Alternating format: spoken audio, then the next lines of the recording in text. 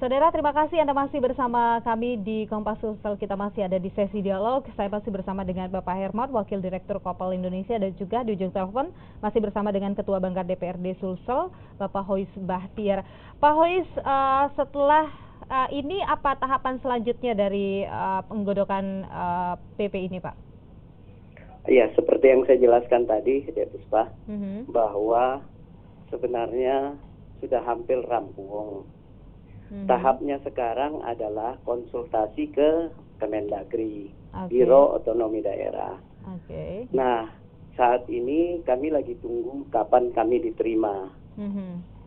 Setelah itu kami serahkan, menjelaskan, mempertanyakan ada beberapa hal yang menjadi pertanyaan teman-teman anggota Pansus kemarin ya. Nah, itu semua kami pertanyakan kepada apa saja Pak yang masih menjadi pertanyaan dari teman-teman? Termasuk itu tadi permen yang menentukan tinggi rendahnya itu kapan keluar misalnya kan. Kapan disahkan. Karena kita diberi batas waktu 3 bulan, namun sampai sekarang ini sudah 1 bulan lebih, tapi permennya belum keluar gitu kan. Dan yang kami bisa kan hanya simulasi sekarang. Sedangkan pergub itu juga harus dikejar. Begitu. Pergub itu memerlukan sekali permen yang menentukan itu tadi gitu. Klaster itu ya. Baik. Itu antara lain lah. Nah, tahapannya setelah diterima, dikoreksi, itu dikirim kembali ke kami. Dan dibahas koreksi, lagi. Dibahas lagi, koreksinya kita masukkan dan lain-lain sebagainya.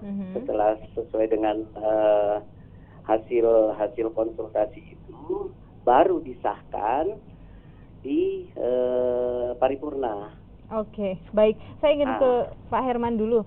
Herman, kalau misalnya melihat tadi Pak Herman sendiri menyatakan bahwa di tengah kondisi keuangan negara kita yang seperti ini, kemudian ada keputusan kebijakan untuk menaikkan gaji dari anggota legislatif. Ini tentu saja diharapkan adalah berbanding lurus dengan kinerja dari anggota DPRD. Anda sendiri melihat seberapa besar kemudian hal ini akan bisa mempengaruhi kenaikan kinerja dari anggota DPR? Ya, saya kira bisa connect ya, sinkron dengan beberapa tunjangan, misalnya tunjangan transportasi, tunjangan reses. Kemarin itu kan belum apalagi tidak diakomodir, tidak ada dalam PP 24 itu sampai pada perubahan terakhir 21/2007. Nah, ini sudah ada, misalnya kalau reses, meskipun reses ini kan nanti diberikan kepada anggota DPR setiap kali reses, bukan per bulan. Nah, ini saya kira bisa menjadi bagaimana kemudian aspirasi di masyarakat itu, di konstituen, bagi anggota DPR itu bisa tersalurkan dengan baik. Bahkan DPRD Sulsel kan selama ini beberapa anggota DPRD itu membuka posko aspirasi di daerah pemilihannya. Mekanismenya, produk-produk yang dihasilkan oleh DPR bagaimana? Legislasi, pembentukan peraturan daerah masih ada beberapa produk, misalnya Perda Inisiatif DPRD yang tadinya itu diusulkan dalam program legislasi daerah, itu masih ada yang belum terselesaikan. Bahkan take over kepada untuk tahun berikutnya. Iya. Pak Hois, dengan kenaikan gaji anggota DPRD ini diharapkan ini akan bisa berbanding lurus dengan kenaikan kinerja dari anggota DPRD utamanya di Sulawesi Selatan ya Pak ya. Nah, Pak Hois sendiri kemudian kalau mendengar tadi pernyataan dari Kopal bahwa masih ada beberapa catatan, Anda sendiri melihat seperti apa, dan kemudian pasca kenaikan ini apakah masyarakat kemudian bisa mengharapkan kenaikan kinerja juga seperti itu, akan mendapatkan hal yang sebanding?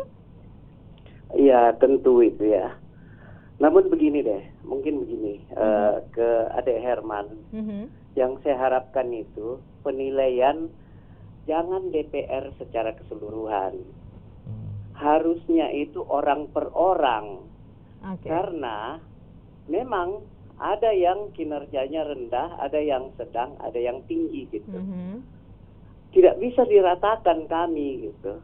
Oke lah, kalau umpama harus ambil kesimpulan bahwa kinerjanya DPRD Provinsi Sulawesi Selatan, oke, kumulatif semua. Tapi kami yang sering ke daerah pemilihan yang melaksanakan tugas dengan baik akan downgrade gitu, ya. Secara keseluruhan dibilang bahwa tidak memenuhi keinginan masyarakat gitu. Tapi coba minta tolong misalnya gitu, Anda datang ke konstituen, pilih 1 atau 2 gitu, tanyakan di konstituennya gitu kan. Nah, kalau penilaian seperti begitu, itu mungkin lebih bagus. Jadi orang per orang menilainya. Orang per orang. Nah, orang per orang itu lebih bagus gitu. Dan mereka juga akan menerima, ya katakanlah bahwa punishment dari konstituennya gitu kan, bahwa mereka punya kinerja rendah, tidak seharusnya. Apalagi mau menerima kenaikan yang sudah 13 tahun tidak pernah naik. Gitu. Baik. Tapi Pak Hois, apakah kemudian ini bisa menjadi satu motivasi bagi teman-teman di DPR untuk kemudian akan bekerja lebih maksimal lagi untuk masyarakat? Harusnya begitu, ya, harusnya begitu. Kami himbau begitu. Himbauan Ketua DPRD pun begitu. Dan pernyataan Wakil Gubernur mewakili pemerintah provinsi juga mengharapkan begitu. Harapan jadi malulah semua masyarakat. Kita, ya malulah kita kalau gajinya walaupun baru sekali dalam 13 tahun ini naik, malu kalau kita kinerjanya seperti begini-begini terus, tapi gajinya naik. Kan? Baik, kita berharap tentu saja apa yang Pak Hois sampaikan barusan ini juga menjadi menjadi pernyataan dari seluruh anggota DPRD juga untuk bisa memaksimalkan kinerja. Pak Hois, satu pertanyaan terakhir singkat saja, kapan seharusnya kemudian Perda ini bisa rampung? APBD? PP ini kapan rampung? Harusnya? Harus ya 15 hari kemudian lah.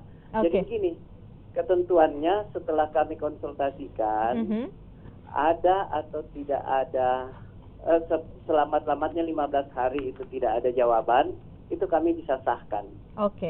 Baik. Baik. Gitu. Jadi kami anggap itu sudah selesai. Jadi itu tadi Mbak, minta tolong Mbak Puspa kepada Kopel, jangan secara umum. Baik. Dan silahkan kalau umpama tentang kehadiran, aktivitas, itu kami terbuka, terutama di DK. Itu terbuka. Baik, terima kasih Pak Hois Bahtiar atas waktunya pagi hari ini, dan tentu saja apa yang disampaikan Pak Hois tadi mudah-mudahan ini adalah hal yang senada yang disampaikan oleh seluruh anggota DPRD untuk bisa berjanji akan memberikan kinerja yang maksimal kepada masyarakat. Bagaimana kemudian nanti DPR akan Kopel kemudian akan mengawasi kinerja ini terus-menerus? Ya, saya ke Pak Hois tadi ya. Sebenarnya bagus. Saya kira saran yang cukup baik karena memang kita sekarang ini dengan beberapa teman-teman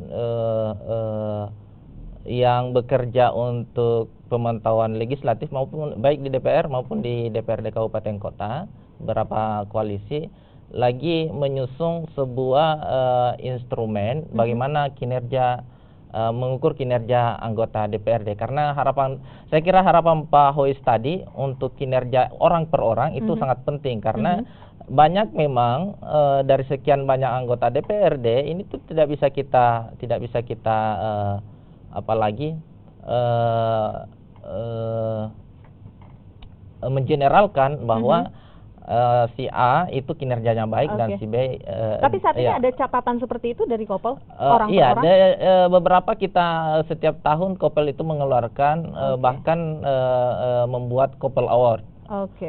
Memberikan award kepada anggota-anggota DPRD yang kita anggap punya kinerja yang baik dari beberapa daerah yang bukan semua, tapi daerah-daerah di mana dalam tahun yang bersangkutan Kopel mengawal di DPRD itu. Oke. Baik, terima kasih Pak Herman atas waktunya pagi hari ini sudah berbincang bersama dengan kami, dan terima kasih juga Pak Hois Batiar atas waktunya juga pagi hari ini sudah bersama dengan kami. Dan sekali lagi tentu saja kita berharap bahwa kenaikan gaji ini akan kemudian berjalan lurus dengan kenaikan kinerja dari anggota DPRD. Kami akan kembali usai jeda berikut ini dengan beragam informasi menarik lainnya. Tetaplah di Kompas Sulsel.